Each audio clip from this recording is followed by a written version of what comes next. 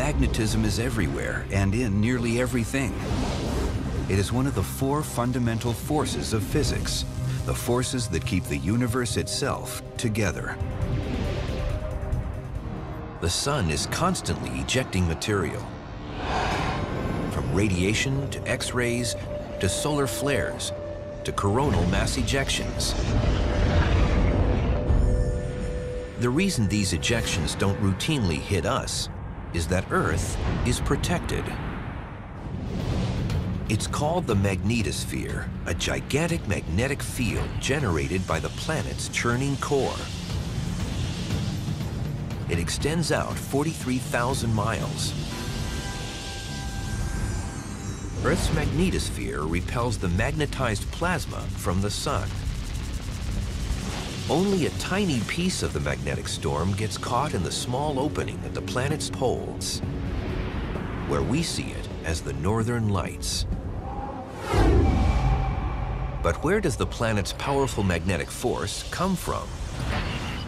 The magnetic field is actually generated by forces deep within the planet. Earth's magnetic field is not a stable, static thing. It's changed quite a lot over time. Earth's magnetic dynamo can change direction. The North and South Pole can literally flip. Exactly what causes the poles to reverse is not completely understood. All we know is that it happens.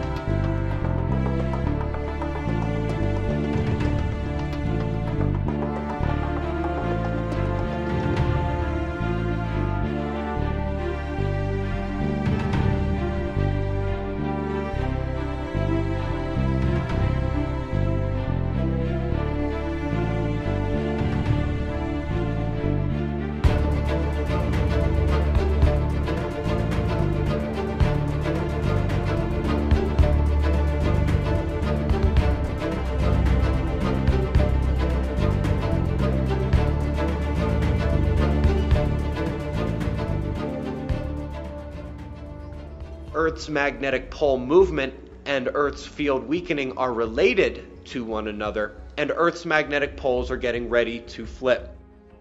These things, once they get started, can happen in less than a human lifetime, and quite obviously we are more than 80 years into this one already. And we are seeing the intensification, the speeding up of the pole movement, and the speeding up of the loss of the field.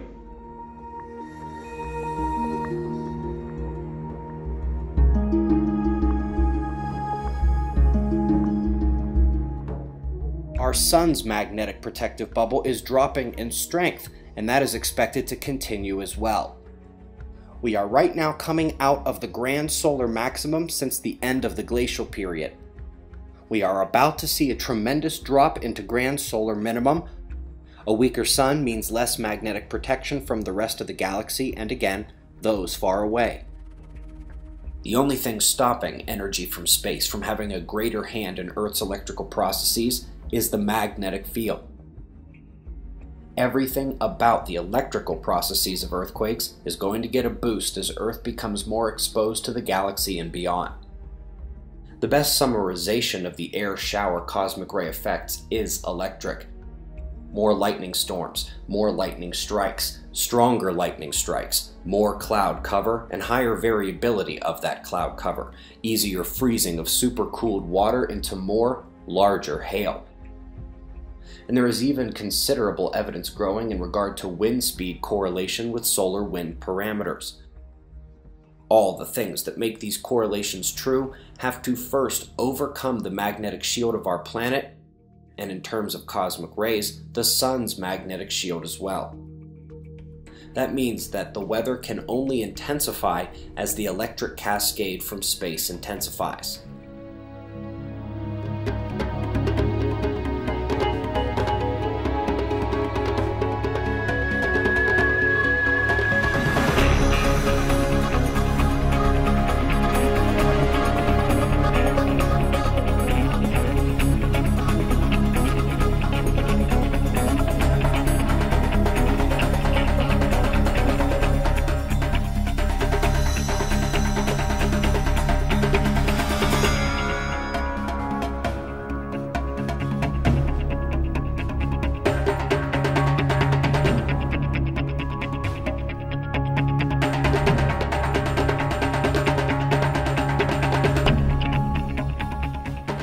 A recent paper in Geosphere explores the effects that a strong volcanic eruption would have on a modern globalized society.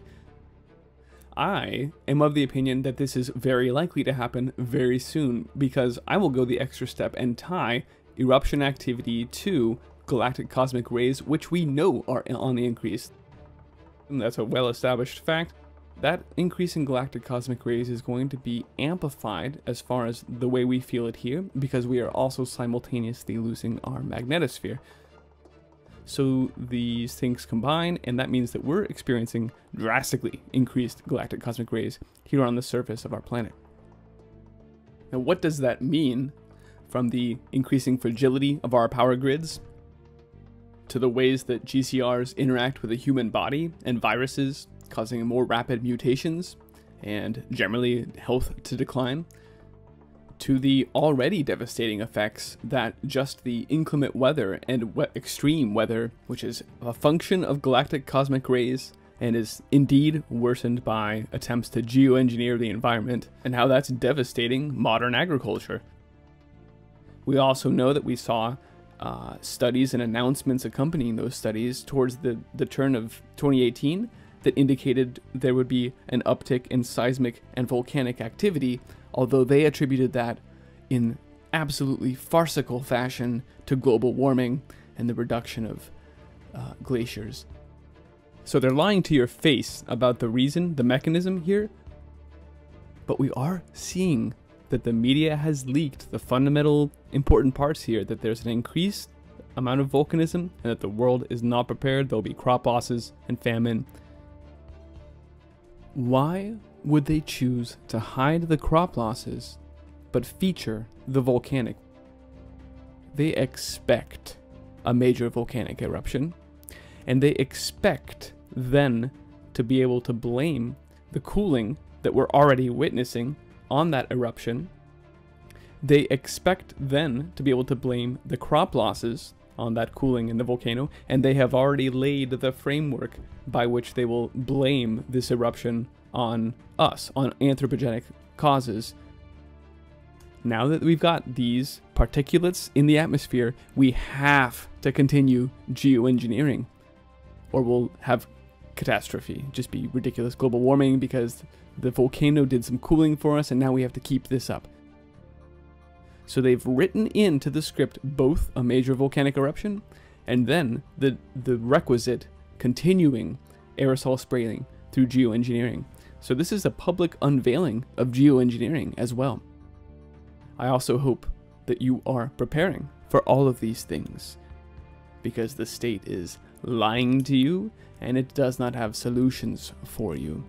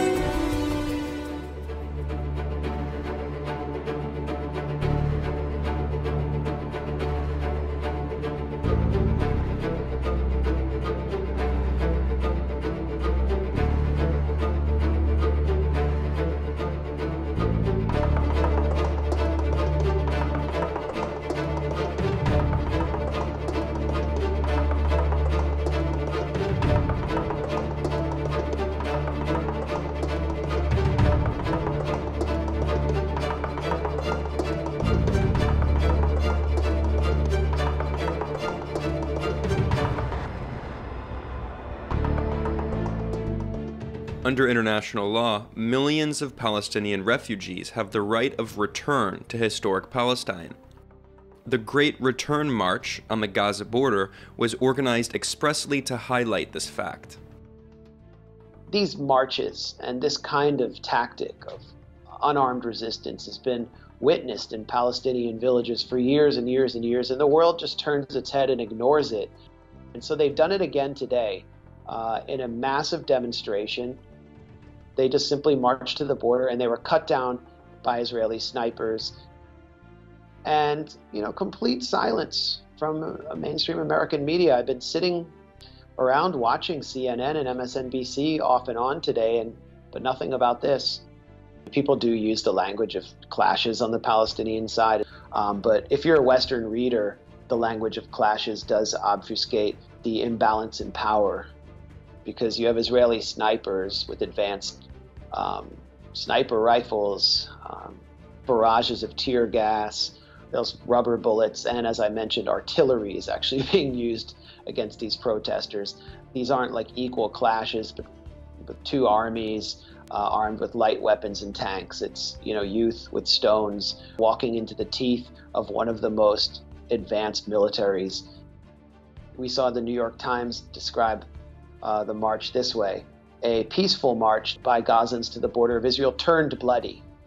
It just simply turned bloody. So we don't know if people inside the march started, you know, all of a sudden they pull out their, you know, machine guns and suicide vests. I mean, we just don't know, because it just turned bloody. Actually, Israel turned it bloody by shooting them, and that's just too much for the New York Times to acknowledge. Gaza is basically a human warehouse for refugees who were pushed out of their land and their property in 1947 and 1948 during the systematic campaign of ethnic cleansing by Zionist militias and what eventually became the Israeli military.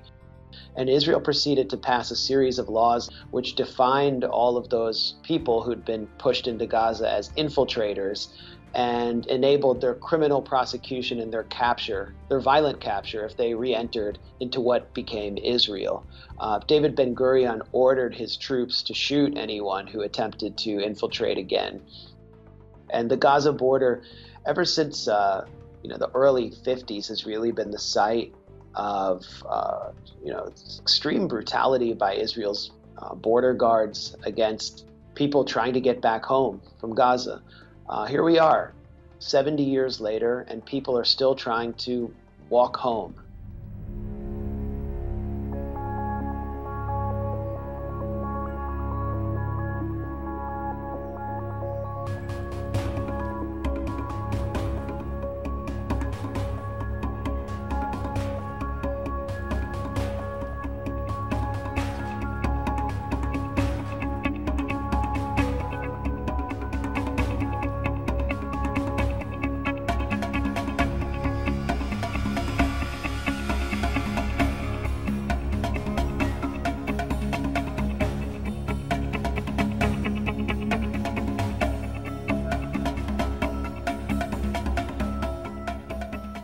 When there is dissent expressed in the United States against policies of the Israeli government, people here are called anti-Semitic. What is your response to that? It's a trick. We always use it. When from Europe somebody is criticizing Israel, then we bring up the Holocaust. When in this country people are criticizing Israel, then there are anti-Semitic. And the ties between Israel and the American Jewish establishment are very strong.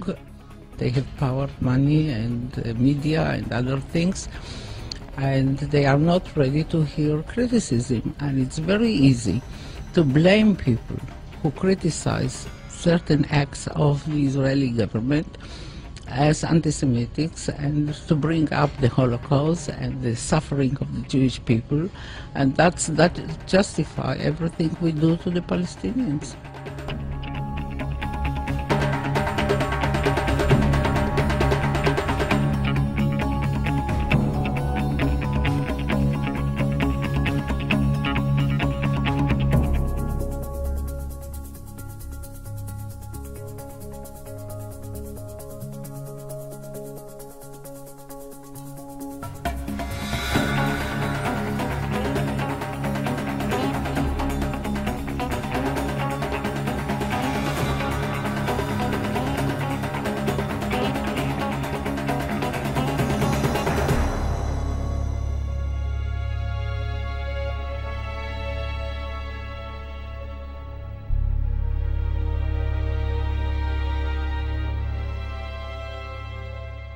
Israel tiene una cobertura mediática internacional y el apoyo estratégico de los Estados Unidos fundamentalmente para que pueda hacer con el pueblo palestino lo que viene haciendo desde hace ya casi 70 años, es decir, masacrarlo para robar sus tierras, para eliminar la palabra Palestina de los mapas del mundo, simplemente la eliminación de Palestina y los palestinos como un paso para otros fines todavía más complejos y peligrosos. La comunidad internacional no puede hacer nada si no lo hace Estados Unidos y ahora mucho menos con Trump como presidente. No hay que olvidar que Israel tiene armas nucleares, es un país sumamente peligroso y creo que si seguimos con la ultraderecha, con el sionismo gobernando Israel, vivimos permanentemente al borde de una guerra de dimensiones desconocidas.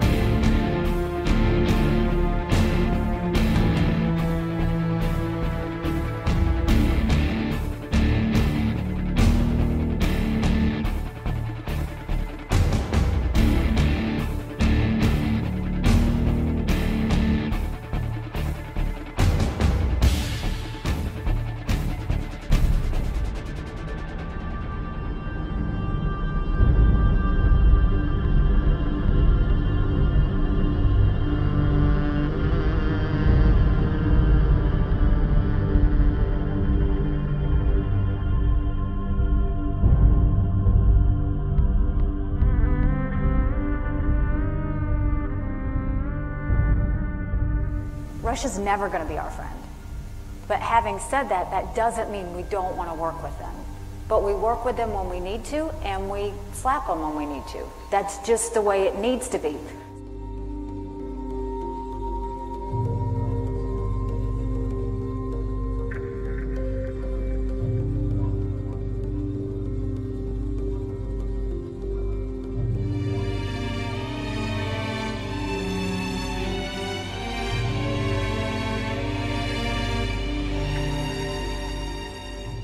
Я думаю, что мы в определенной степени присутствуем при таком совершенно уникальном моменте. Мы никогда не были... Мы знали из истории, например, упадок Римской империи. Мы читали, что это было 2000 лет назад. На самом деле примерно то же самое мы наблюдаем сегодня в отношении того, что происходит с Западом. Ну, я по-человечески, кстати, понимаю, в течение 20 лет фактически полная гегемония, полная. Злейший соперник повержен. И кажется, что повержен до конца. Можно делать все, что угодно. Можно, например, уничтожить Югославию, Сербию привести, всегда непокорную Сербию привести в порядок. Можно полностью уничтожить весь Ближний Восток. Все страны, которые представляли хоть какую-то самостоятельность в политике, как Ирак, так сказать, Ливия, Сирия, все сделано, все полностью переформатировано так, как это.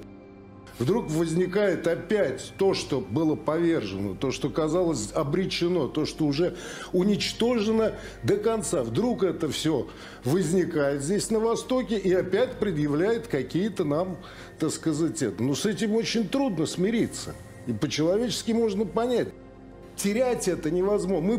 Вот мы говорим, идет формирование многополярного мира. Вот оно идет. Но только один полюс никак не хочет с этим смириться. И он не смирится с этим. Он будет продолжать, и будет продолжать вот эту войну без правил. Мне кажется, пока Запад не выпьет всю чашу до дна, он не успокоится. Но он и выпьет, никуда не деться. Исторические процессы невозможно остановить и затормозить. Главное, чтобы эти исторические процессы, вот в данном случае, не привели к какому-то очагу, который может породить войну.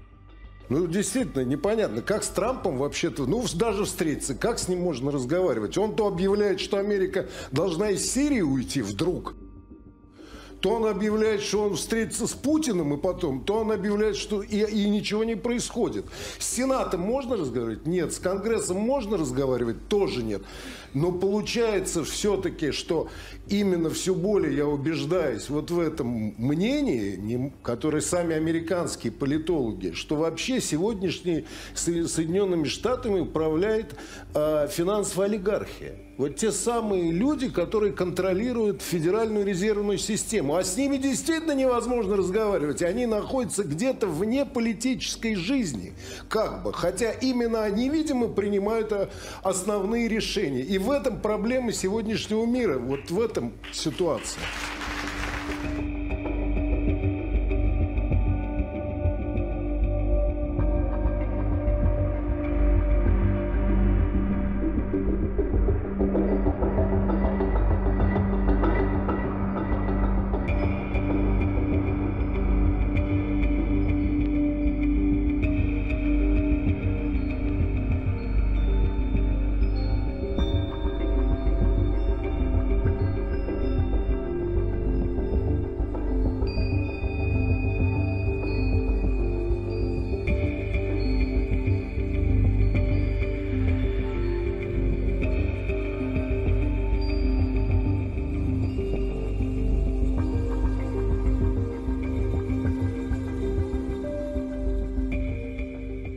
What is Washington trying to do? Trying to make an enemy out of a country that can destroy the United States? I don't see how it could be, because the United States and NATO are no match whatsoever for Russia and China. I think maybe what Washington is trying to do is to convince those Russians in the government in Russia and among the financial, economic elite that if they don't somehow get rid of Putin, they're going to have all their relationships cut off with the West. The West is no longer going to be the dominant force in the world. It's not going to have the ruling ideas. And I think Russia will end up leading with China. The trade in Chinese-Russian currencies among themselves and the expansion of this into other parts of Asia, this will reduce the dollar area of influence. It will reduce Washington's power to bully those countries, and it will cause a drop in the demand for dollars anywhere in the West. There's none. There's not a leader in sight. There's a complete lack of any leadership, so you can't expect to see any judgment. And what we're seeing is clearly the absence of judgment. Well, anyone who would appoint John Bolton to be the National Security Advisor could not possibly intend to normalize relations with Russia, because John Bolton is one of the most scary, worst warmongers. And then his other nomination, Pompeo, to be Secretary of State. This is a warmonger. It is Trump assembling a war cabinet. and very dangerous times, except I think now the Russians have come to the conclusion that the West is insane, it's falling apart, and they don't need to do anything. And I think that's why they are so unprovocative in their own responses.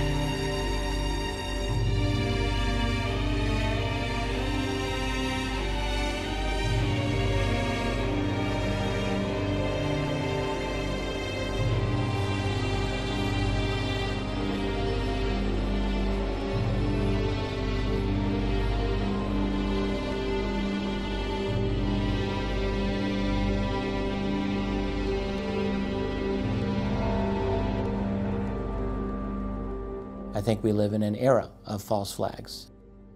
Particularly since the Second World War is when false flags truly became done with sophistication, almost like a science. And the leader of them is certainly the United States. If there were an Olympics of false flags, the US would get the gold. Israel would get the silver, and I think Britain would probably get the bronze. You know, what that means is it's the US and its closest strategic allies are the leaders. I'm not seeing many false flags coming out of Russia, for example. Now, at one point when I realized that a lot of these false flags were American initiated or initiated by America's strategic allies, I started asking myself, well, why is this so? I think the answer is, at least in large part, because the United States is at a point where it is this close, I think, to total global domination. So it's America's game here, and they're trying to eliminate all rivals. To do that, they need to control all of the resources of Africa, Middle East, and Central Asia, that stretch of the world. It is essential to take control over all of it. If you're going to have wars that could not otherwise be justified, you need to have at least access to false flags. Because the thing is, you've got to be able to engage the population enough to convince them that these types of wars are necessary. And the only way you're really going to do that is, at least at times, the ultimate propaganda weapon in the toolkit, and that's the weapon of the false flag. You kill people, you blame it on another party, and you say it is necessary for us to do something about this, to save lives, you know, for democracy and for whatever, when in fact the real reason is to take over oil fields or to steal money out of bank accounts or to secure, you know, geographic areas for pipelines, natural gas pipelines, and things like that. The other reason that there's only a few nations that do false flags is, A, you need really top-of-the-line covert operations teams. And the US has certainly got them. Israel certainly got them. Britain certainly got them. But the other problem that you have is you need to have total control over mainstream media. You must have total compliance. And Russia does not have that with the global media, by and large. The United States does. Britain does. Israel does. They can be assured when something goes down, they're going to have a totally sympathetic global media that will work hand in glove with them and that will basically block out uncomfortable questions and the like. And I think that is why the United States is the leader in false flags these days. They've got the motivation, they've got the ability, and they've got control over the media, which is essential. One of the things, for example, that I'm noticing with these false flags is the creation of slogans, almost like a marketing campaign. So we have Je suis Charlie, you know, with Charlie Hebdo shootings. We have with the Boston Marathon bombing, the slogan Boston Strong. And it's a mind control thing. It's all propaganda.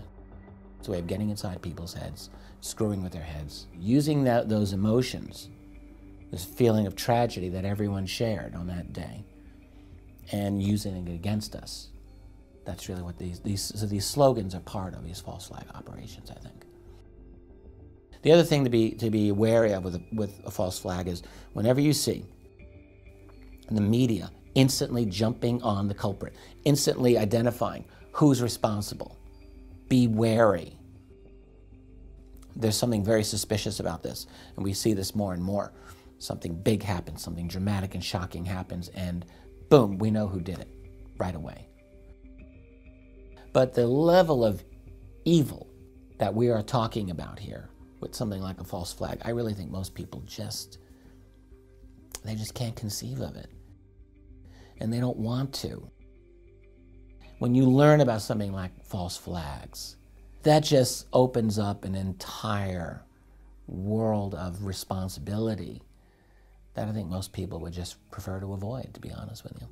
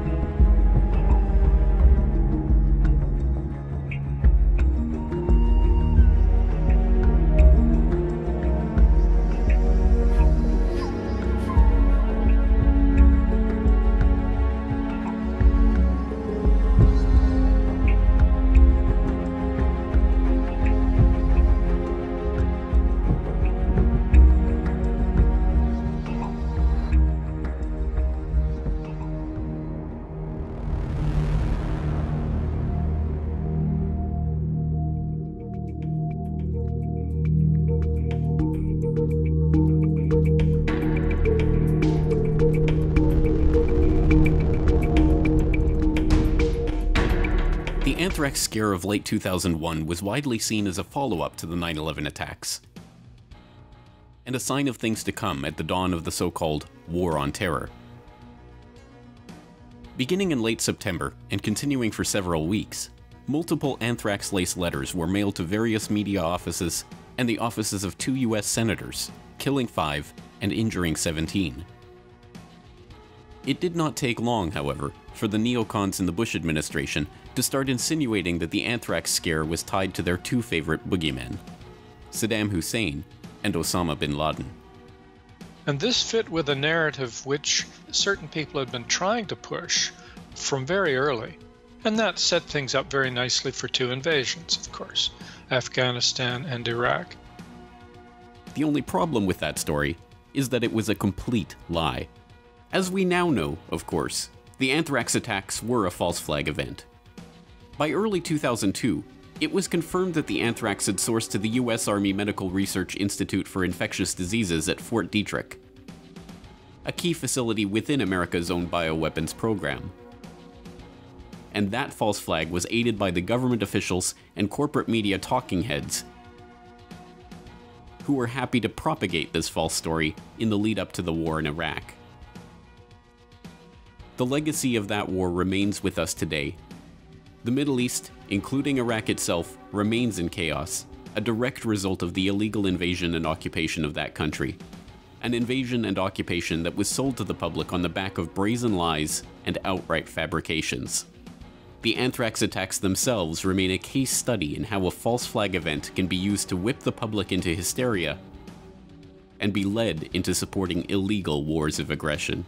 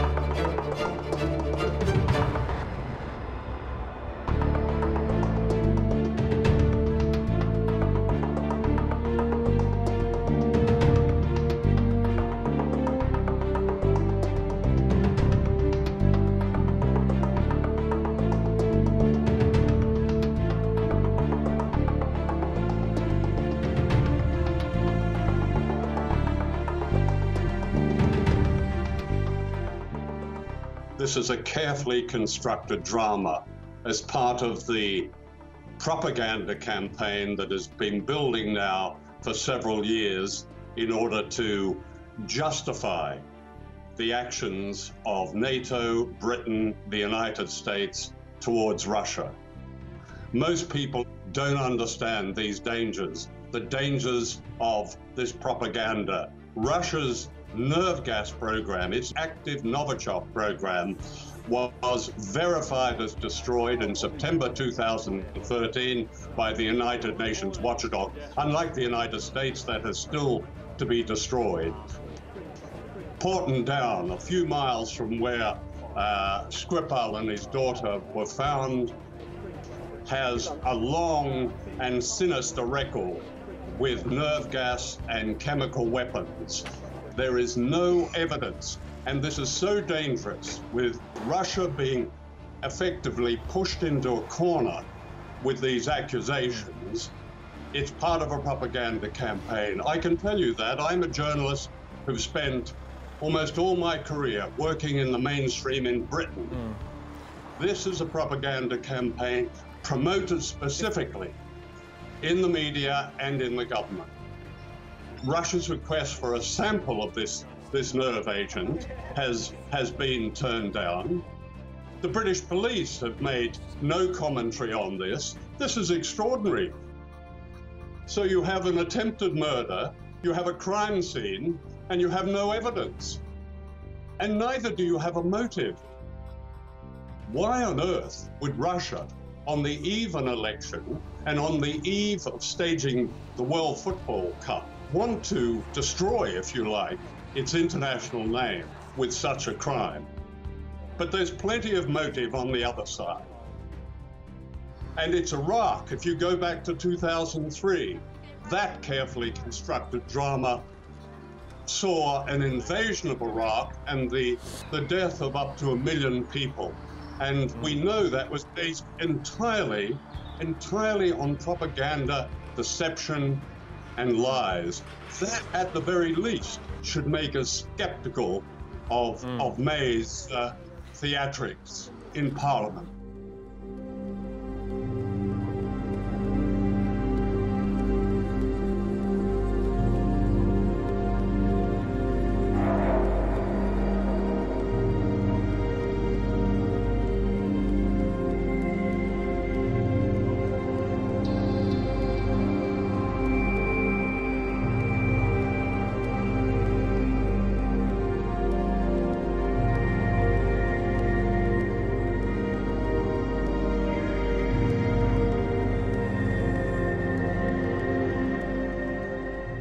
Der Fall der Vergiftung des russischen Doppelagenten Skripal in der britischen Stadt Salisbury.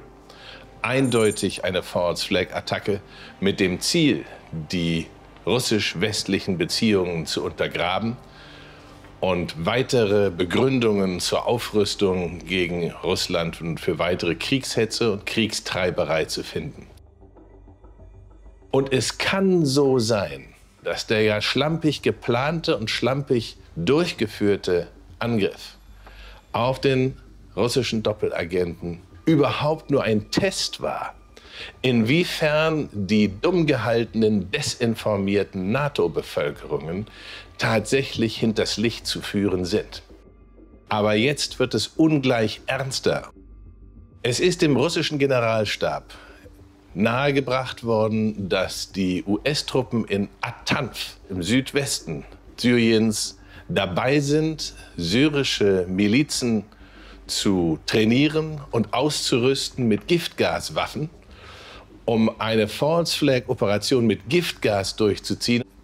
Wir erinnern uns sehr unangenehm an die ausführlichen, wiederholten Warnungen des französischen Präsidenten, der britischen Regierung, dass im Fall eines Giftgasangriffs der Assad-Seite das NATO-Bündnis einschreiten könnte, auf jeden Fall aber Frankreich und Großbritannien loslegen würden, militärisch. Jetzt haben die Russen tatsächlich erstmals ganz klar gesagt, sollten die USA angreifen, insbesondere natürlich Damaskus mit der Luftwaffe, dann würde Russland zurückschlagen. Dass sie bisher ihre S-400-Systeme nicht gegen die angreifenden israelischen Bomber oder auch gegen US-Flugzeuge eingesetzt haben, das ist eindeutig der Großzügigkeit der russischen Führung zu verdanken, die ja immer wieder von uns beschuldigt wird, den Krieg anzuheizen und die Lage zu verschlechtern. Es ist also ganz eindeutig, dass wir knapp vor einem Krieg zwischen Russland und USA im Nahen Osten stehen. Dass der dann auf Europa übergreifen muss, ist keine Frage. Vielleicht geht das Ganze viel schneller. Vielleicht startet man einfach schon mal den Angriff aus Syrien und lässt die Sache sich allmählich hochschaukeln, eskalieren. Und deswegen wird propagandistisch jetzt alles da reingelegt, dass die westliche Seite hier in ihrer miesen, kriegstreiberischen Propaganda gegen Russland die Oberhand behält und dass tatsächlich möglicherweise am Boden die Fakten geschaffen werden.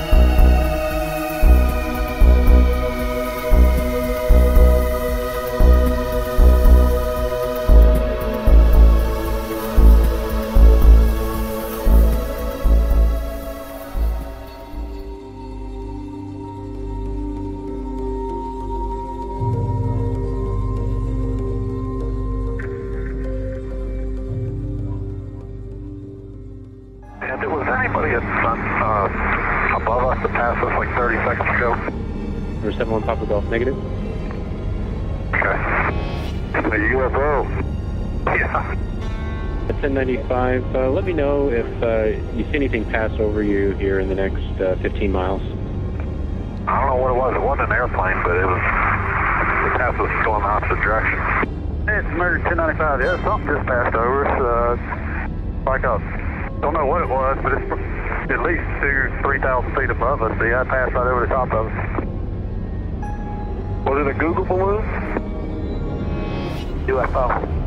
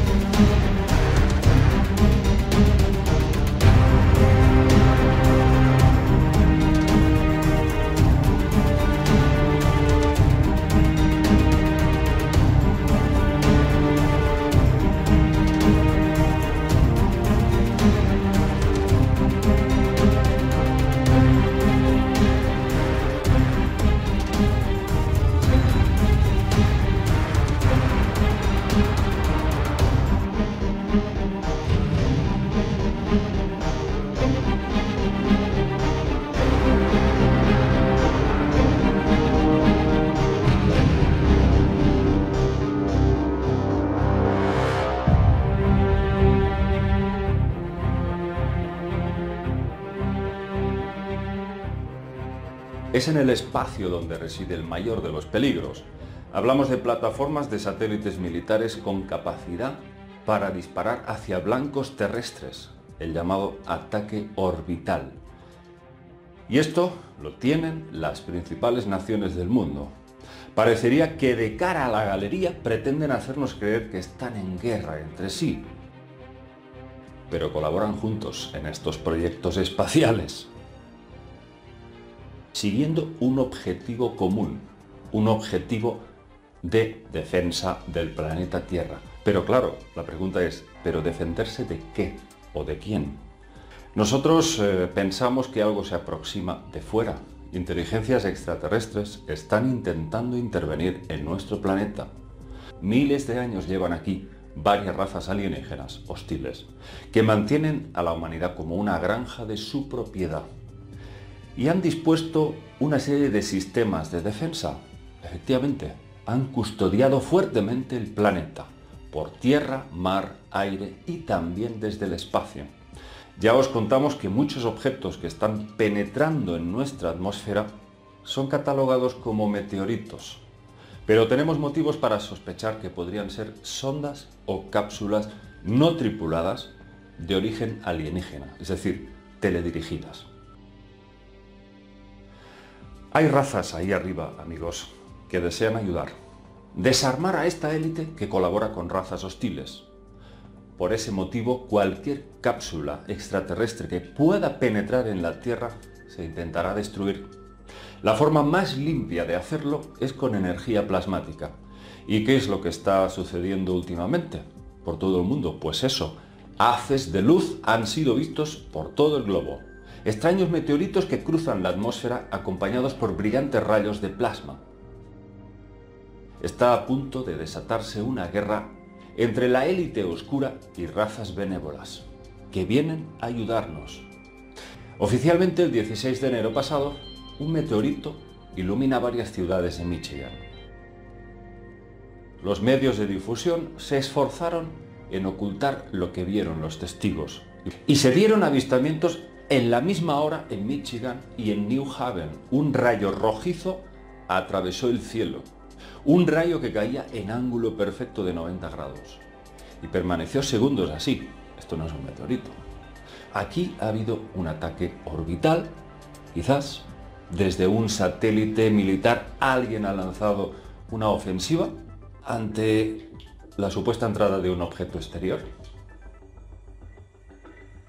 Esta explosión que vemos fue grabada desde distintos puntos, la mayoría desde Michigan. Observad el tremendo estallido, pero fijaos en esta filmación. El objeto se detiene y vuelve a subir. Ya me diréis si esto es un meteorito. En el Kremlin circula un informe de las Fuerzas de Defensa Aeroespacial que insinúa que un cometa llamado 41P Tartel-Giacobini-Kresk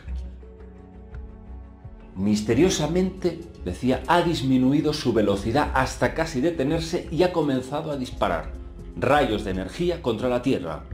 Se habla de misteriosos objetos catalogados como cometas que disparan también contra Marte. El cometa Siding Spring C 2013-A1 había lanzado un rayo de plasma en dirección al planeta Marte y, como siempre, silenciado por los grandes medios.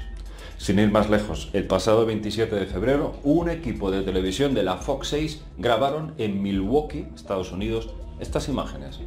Un grupo de luces nocturnas evolucionando sobre la ciudad.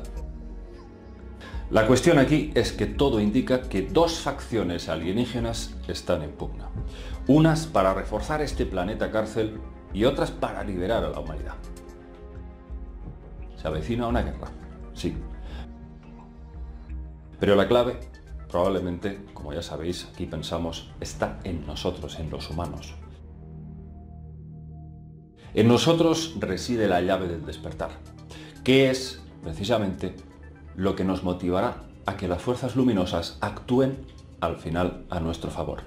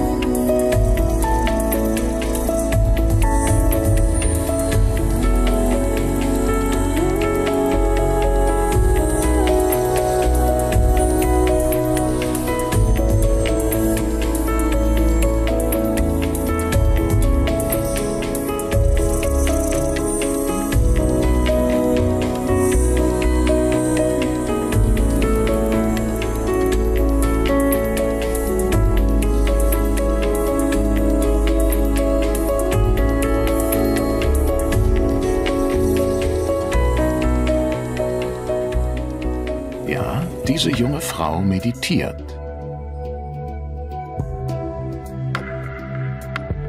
Wie sie schließen immer mehr Menschen auf der ganzen Welt für ein paar Minuten am Tag die Augen, um den Fluss ihrer Gedanken zu unterbrechen. Noch nie waren fernöstliche Traditionen und westliche Medizin so eng miteinander verflochten. Die Meditation ist inzwischen auch in der westlichen Gesellschaft angekommen, da zahllose wissenschaftliche Studien belegen, dass sie wirkt. Sie beeinflusst unser Gehirn und unsere Gesundheit. Was den Geist berührt, berührt den Körper und umgekehrt. Das ist ein fantastischer Dialog. Meditation und Medizin sind in zunehmendem Maße zwei Seiten ein und derselben Medaille. Immer mehr Ärzte lassen heute Jahrtausende alte Traditionen in ihre modernen Behandlungsmethoden einfließen. Achtsamkeitsmeditation nennt sich ihre moderne Form, die unsere Aufmerksamkeit auf die Vorgänge in unserem Inneren lenken will, auf unsere tiefen Gefühle und körperlichen Empfindungen. Viele wissen gar nicht, ehe sie selbst zu meditieren beginnen, dass die Meditation eine überaus körperliche Erfahrung ist. Sehr viel mehr als ein tiefes Nachdenken oder Betrachten von Gedanken. Wir hören in unsere ganze Person hinein. Lauschen, was in unserem Körper geschieht, wie wir atmen, wie unsere Gedanken fließen, wie Geräusche auf uns wirken. Im Grunde sind wir unser eigener stiller Beobachter. Wir wollen nichts bewegen, sondern einfach nur im gegenwärtigen Moment sein. Galt die Meditation lange als reine Entspannungsübung oder als eine Modeerscheinung, so wird ihre antidepressive Wirkung heute von immer mehr Ärzten anerkannt. Die Zahl der dauerhaft veränderten Hirnareale ist so groß, dass eine umfassende Bestandsaufnahme bislang schwierig ist. Also stimmt es gar nicht, dass unsere Meditierende nichts tut, seitdem sie die Augen geschlossen hat. Nein, im Gegenteil. Sie stimuliert etwas, das die Fachleute als Neuroplastizität bezeichnen. Neuroplastizität bezeichnet schlicht die Fähigkeit des Gehirns, sich infolge von Erfahrungen oder Training zu verändern. Und die Meditation erlaubt uns, unser Gehirn stärker selbst zu lenken und die Neuroplastizität gezielt zu nutzen. Die Meditation ist inzwischen wirklich Teil der Medizin. Sie ist keine Alternativmedizin, sondern wird zunehmend Standard. Damals erklärten die Behörden zum ersten Mal Stress zu einem der größten gesundheitlichen Risikofaktoren. Mit anderen Worten, einem Hauptverursacher von Krankheiten. Es ist, als verfügten wir über ungeahnte Ressourcen, die sorgsam in den ruhigen, entspannten Regionen unserer Psyche verwahrt sind. Als würde uns die Meditation die Tür zu einer Art inneren Apotheke öffnen. Dass Meditation unser Erbgut und unsere Zellgesundheit positiv beeinflusst, gehört zweifellos zu den spannendsten wissenschaftlichen Erkenntnissen der jüngsten Zeit. Sie könnte langfristig das Interesse an den fernöstlichen Geistesübungen noch verstärken. Auf den ersten Blick fällt es schwer, sich vorzustellen, dass wir mittels Meditation auf die DNA-Stränge einwirken können, die in jeder unserer 100.000 Milliarden Zellen liegen. Fast alle Ergebnisse deuten darauf hin, dass etwas sehr Interessantes vor sich geht, wenn wir vom Tun ins Sein kommen. Und zwar in unserer Biologie, unserer Atmung, unserem Gehirn, unserem Genom und den Telomeren, also an den Enden unserer Chromosomen. Eine Medizin für Körper und Geist, die ich gern als Medizin des Seins bezeichne.